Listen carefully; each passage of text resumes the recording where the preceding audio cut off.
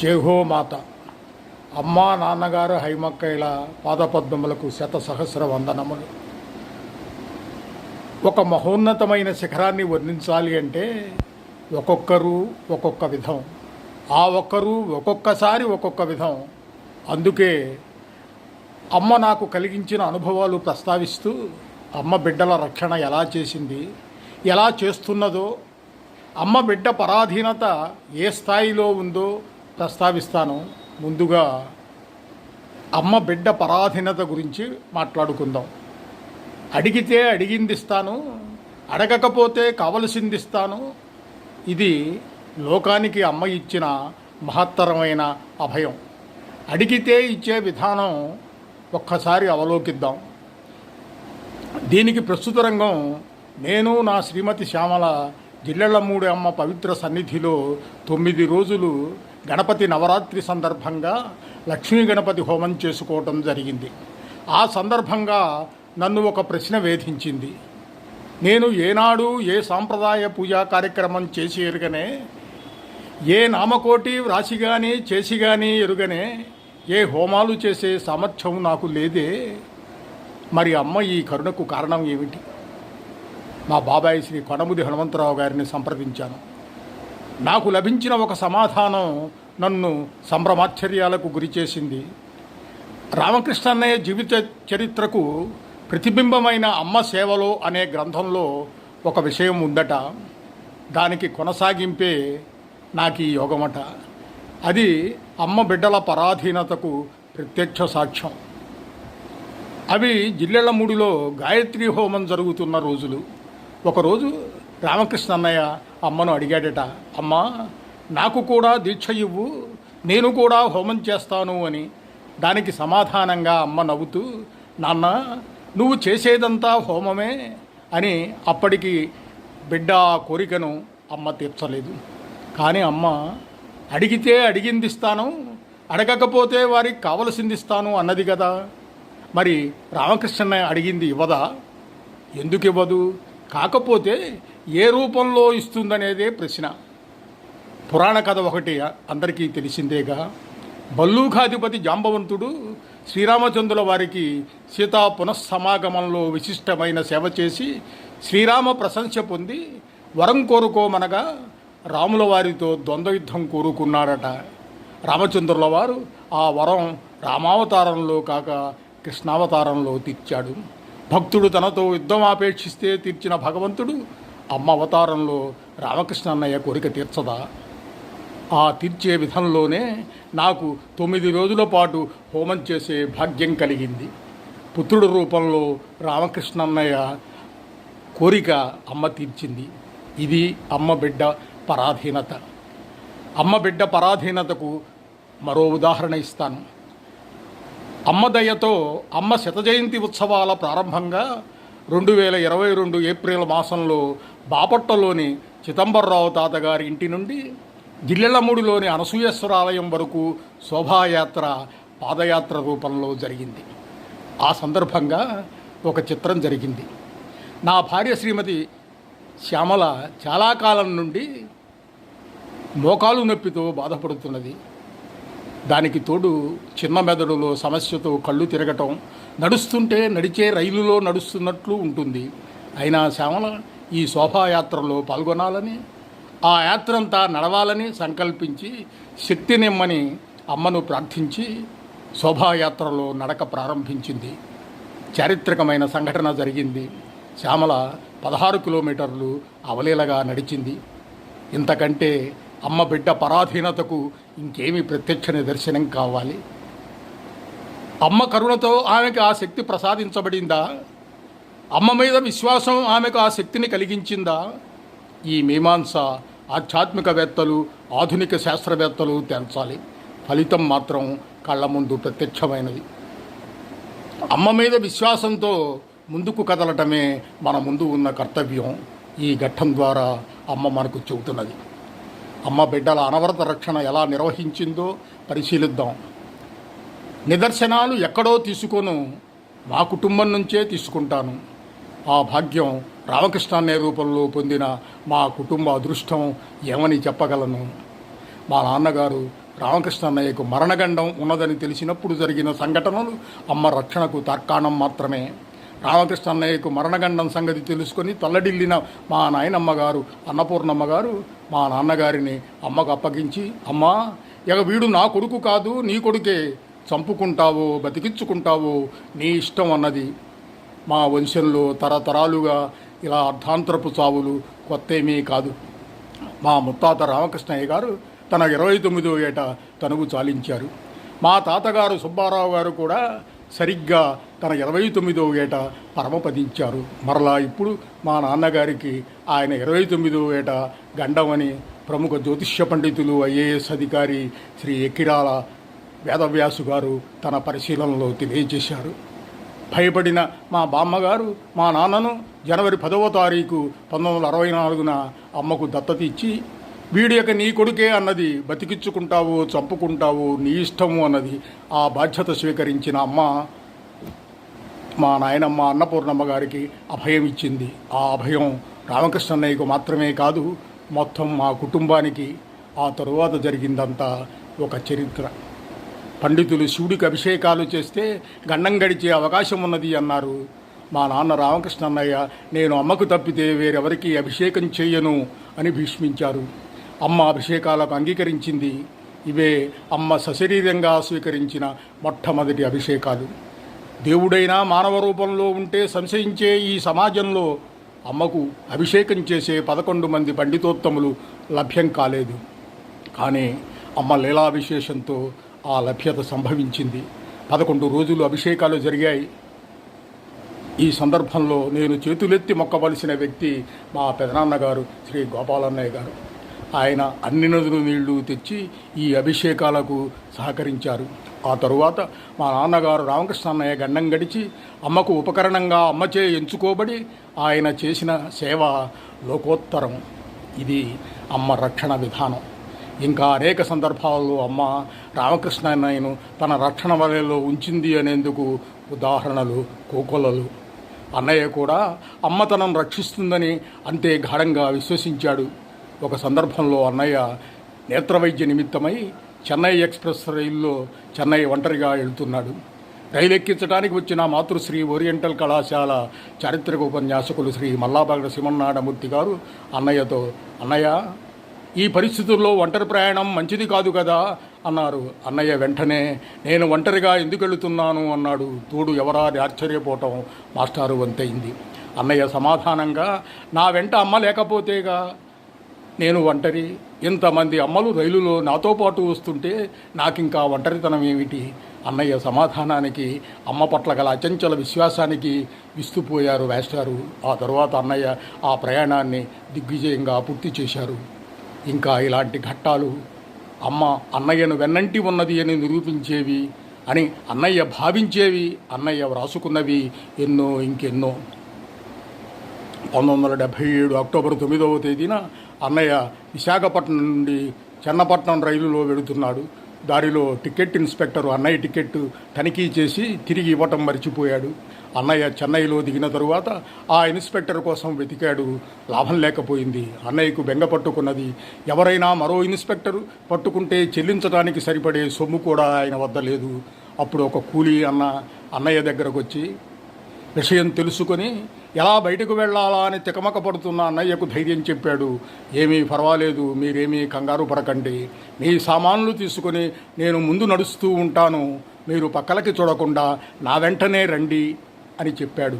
అనుమానంగా చూసి అన్నయ్య వంక చూస్తూ మళ్ళీ అన్నాడు, మీకేం భయం లేదు, నేనున్నాను, నా వెంట రండి అని. అన్నయ్య సమాధానం కోసం కూడా చూడక సామానులు నెత్తిన పెట్టుకుని ముందుకు సాగాడు.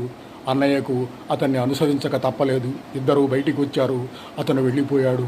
అవును, అమ్మే ఆ కూలి రూపంలోనైనా వచ్చుండాలి, లేక అమ్మ శక్తి ఆ కూలిలోనైనా ప్రవేశించి అన్నయ్యను రక్షించి ఉండాలి అనిపించి అప్పుడు అన్నయ్య, నా కోసం నీకెంత కష్టం వచ్చిందమ్మా అని 2 చేతులు ఎత్తి నమస్కరించాడు. తనను వెన్నంటి ఉండి అనుక్షణం కాపాడుతున్నందుకు.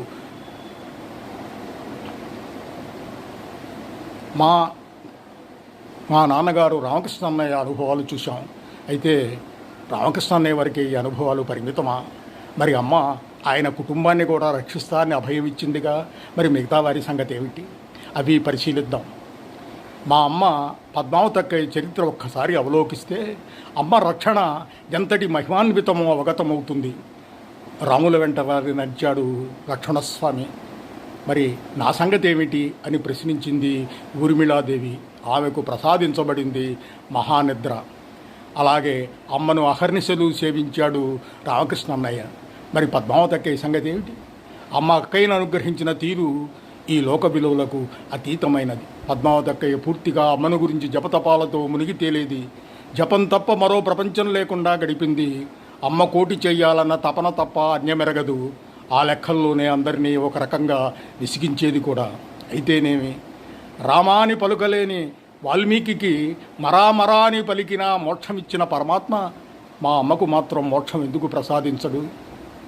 ఆమె అప్పుడప్పుడు మనోవేదనతో ఇల్లు వదిలి వెళ్ళినా అంతే క్షేమంగా తిరిగి వచ్చేది.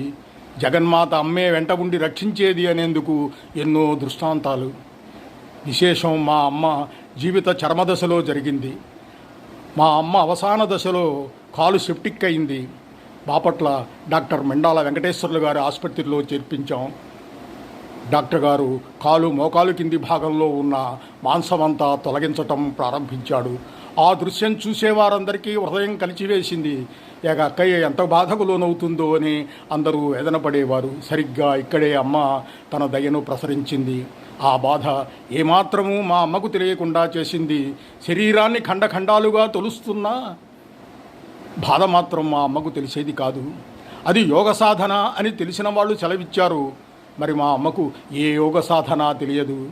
అమ్మ మా కుటుంబ యోగక్షేమాలు తానే చూసుకుంటానన్న మాట మేరకు మా అమ్మకు ప్రసాదించిన వరం ఇది, రక్షణ ఇది.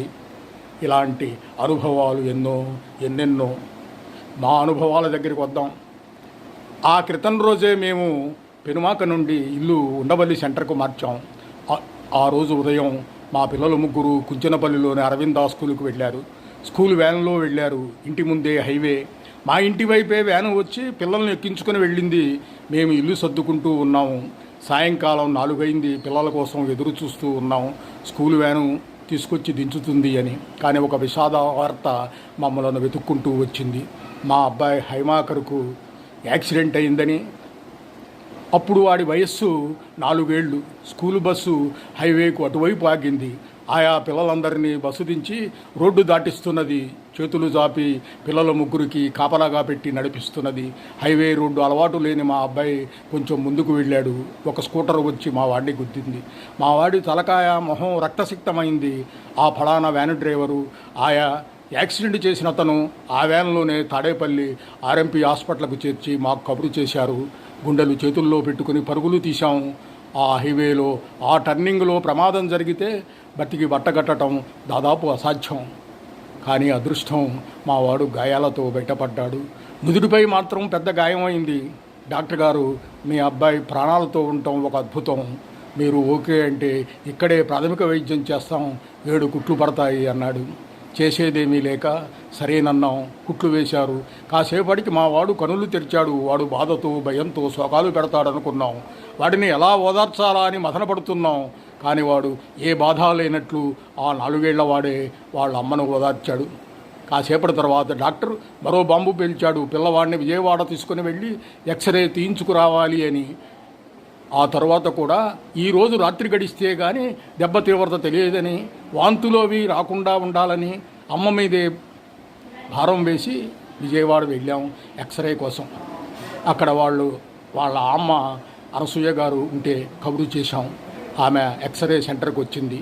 అప్పుడు మేము ఊహించంది జరిగింది. వాడు వాళ్ళ అమ్మను పట్టుకొని తెగ ఏడ్చాడు. ఏరా, ఇప్పటిదాకా బాగానే ఉన్నావుగా అంటే, నేను ఏడిస్తే అమ్మ భయపడుతుందని ఏడవలేదు అన్నాడు. 4 ఏళ్ల పిల్లవాడి ఆలోచనకు, జ్ఞానానికి, ఓర్పుకు అందరూ ఆశ్చర్యచకితులైనారు. అంతవరకు అమ్మ పక్కనే ఉండి ఆ ఓర్పు ప్రసాదించింది అని అందరూ అనుకున్నారు. అమ్మ నామంతో రాత్రంతా జాగారం చేశాము. ఎలాంటి చెడు సిమ్టమ్స్ లేకుండా రాత్రి గడిచింది. తెల్లవారి డాక్టర్ ఎక్స్రే చూసి దెబ్బ లోతుగా తగలలేదని, భయం లేదని చెప్పారు.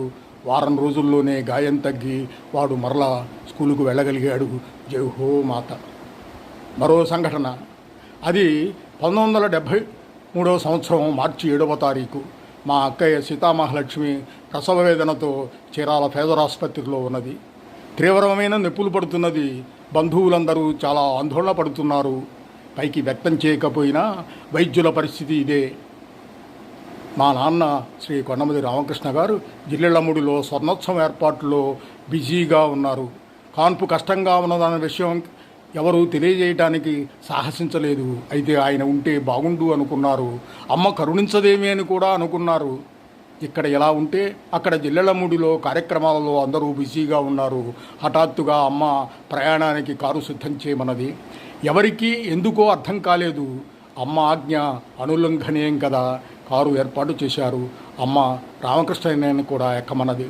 స్వర్ణోత్సవ ఏర్పాట్లలో మునిగి తేలుతున్న అన్నయ్య, అమ్మ ఇప్పుడు ఈ ప్రయాణం ఎందుకమ్మా అని ప్రయాణానికి అయిష్టత చూపాడు. ఎంతకీ ఎక్కడికి అన్నాడు. ముందు కారు ఎక్కు అమ్మ ఆజ్ఞాపించింది. పనులు ఏం చేయాలో ఎలా చేయాలో వేరే వారికి అప్పచెప్పి అన్నయ్య కారు ఎక్కాడు. కారు 7 మైలు దాటింది. బాపట్ల వచ్చింది. గుంటూరు వెళుతుందేమో అనుకున్నారు అందరూ. కానీ అమ్మ కారు చీరాల వైపు మళ్లించమన్నది. కారు సరాసరి మా అక్కయ్య ఉన్న ఆసుపత్రి ముందు ఆగింది. అమ్మ చెంగున కిందకు దూకింది. అతివేగంగా ఎవరిని ఏమీ అడగకుండానే అమ్మ మా అక్కయ్య మంచం దగ్గరకు వచ్చింది. అమ్మ వస్తుందని ఊహించని మా అత్తయ్య వాళ్ళు నిశ్చేష్టులై చూస్తున్నారు. అన్నయ్య వాళ్ళు పరుగు పెడితే గాని అమ్మ దగ్గరకు చేరలేదు. ముందే ఏర్పాటు చేసినట్లు అమ్మ చేయి చాపింది. వెంట వచ్చిన వారెవరో కుంకుమ భరిన తీర్థం సీసా అమ్మ చేతికిచ్చారు. అమ్మ మా అక్కయ్య నుదుటి బొట్టు పెట్టి తీర్థం నోట్లో వేసింది. అప్పుడు అన్నయ్యకి అర్థమైంది తనకు తెలియకుండానే అన్ని ఏర్పాట్లు జరిగాయి అని. మిగతా పేషెంట్లు వారి బంధువులు కూడా అమ్మకు నమస్కరించి తీర్థం తీసుకున్నారు. అమ్మ మా అక్కయ్య తల వెన్ను నెవి ధైర్యం చెప్పి బయటకు వచ్చింది. కారు ఎక్కింది. కారు బాపట్ల వైపు వెళుతుంది అనుకుంటే కారు ఒంగోలు వైపు వెళ్ళింది. కాసేపటి తరువాత మా అక్కయ్యకి కాన్పై 12 కొడుకు పుట్టాడు. అందరూ సంతోషంలో మునిగిపోయి ఉండగా అమ్మ మరలా మా అక్కయ్య దగ్గరకు వచ్చి తల్లి బిడ్డలను ఆశీర్వదించింది. ఒంగోలు ఎక్కడికి వెళ్ళాలో తెలియదు. బహుశా కాన్పయ్యే వరకు ఆ పరిసర ప్రాంతాల్లో ఉండాలని అమ్మ ఉద్దేశమేమో. తీర్థం వేసి గండం బయటపడే వరకు అమ్మ అక్కడే తారట్లాడిందన్నమాట. భగవంతుడిని నమ్ముకుంటే మనకే బెంగ లేదట. ఆ తరువాత మన గురించి భగవంతుడికే బెంగట. రక్షణ కన్నా మరో స్థాయి కదూ అమ్మ మన కోసం బెంగపడటం. మరో సంఘటన మనస్సులో మెదులుతున్నది. అది చెప్పి నా ఈ ప్రసంగం ముగిస్తాను. అది 1991 సంవత్సరం సెప్టెంబర్ 3వ తేదీ. అప్పుడు నేను గుంటూరు జిల్లా పెరుమాక గ్రామంలో బ్యాంకు మేనేజర్గా పనిచేస్తున్నాను. నివాసం ఉండవల్లి సెంటర్లో, అంటే ప్రకాశం బ్యారేజీకి ఇటువైపు. ఆ రోజు ఆంధ్రా బంద్. ఎలాంటి రవాణా సౌకర్యాలు లేవు. అంతకుముందు నెల రోజుల నుండి జిల్లెళ్ళమూడి అన్నపూర్ణాలయంలో సేవలందిస్తున్న శ్రీ సోమంచి రామకృష్ణ విజయవాడలోని ప్రభుత్వ ఆసుపత్రిలో చికిత్స పొందుతున్నాడు. అతనికి పచ్యపు ఆహారము మా ఇంటి నుండి పంపించే ఏర్పాటు చేశాడు రామకృష్ణ అన్నయ్య. రోజు అతని భార్య శ్రీమతి సాయిలక్ష్మి అక్కయ్య ఆసుపత్రి నుండి వచ్చి క్యారియర్ తీసుకుని వెళుతూ ఉండేది. ఆ రోజు సమయం అయినప్పటికీ అక్కయ్య రాలేదు. బహుశా బంధు కారణంగా రాలేకపోయి ఉండవచ్చు అని క్యారియరు తీసుకుని బయలుదేరాను. మా శ్యామల, మా అబ్బాయి హైమాకర్ శ్రీనివాస్ చైతన్య నా వెంట బయలుదేరారు. అప్పుడు మా వాడి వయసు 5 సంవత్సరాలు. బంద్ అయినా ఎలాగా ఓ రిక్షా పట్టుకొని బయలుదేరాం. రిక్షా బ్యారేజ్ ఎక్కింది. దూరంగా రామకృష్ణ సాయిలక్ష్మి దంపతులు మరో రిక్షాలో ఉండవల్లి వైపు వస్తున్నారు. నేను వెంటనే రిక్షా అతనితో, మా వాళ్ళు ఇటే వస్తున్నారు, ముందుకు పోవాల్సిన అవసరం లేదు, రిక్షా వెనక్కి తిప్పు అన్నాను. అతను వెంటనే రిక్షా వెనక్కి తిప్పుతున్నాడు. అంతే, ఒక ఎర్ర మారుతి కారు 90 కిలోమీటర్ల వేగంతో వచ్చి వెనక్కి తిరుగుతున్న మా రిక్షాను గుద్దింది.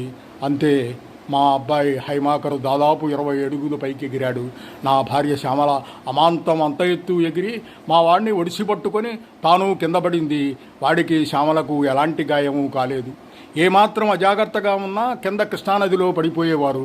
మరి శ్యామలకు ఇది ఎలా సాధ్యమైంది?